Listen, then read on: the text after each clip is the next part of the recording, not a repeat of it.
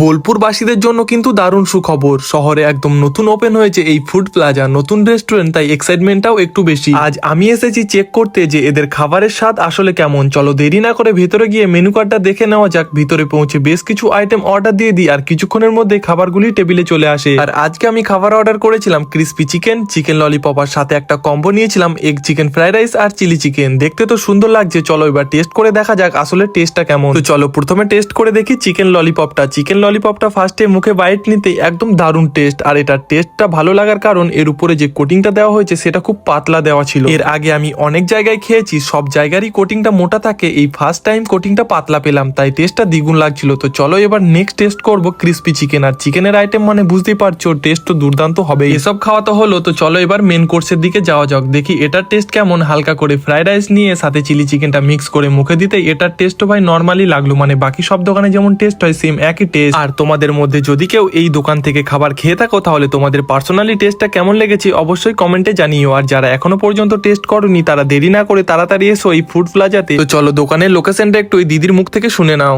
দিদি আপনাদের দোকানের লোকেশনটা? বোলপুর পোস্ট অফিস সামনে কাছেই আছে, এটা গলিতে ঢুকতে হবে, ওখানে কাছেই আছে। আপনি বোলপুর যেটা পোস্ট অফিস আছে ওখানে আসলে একটু ভিতরের দিকে আসলে পেয়ে যাবেন। আর ওপেনিং এর টাইম? ওখানে আপনাদের সকালে 8টা থেকে শুরু হয়, ব্রেকফাস্ট লাঞ্চ ডিনার সবই পাওয়া যাবে। রাত্রি কটা অবধি খোলা থাকে? 11টা অবধি খোলা আছে।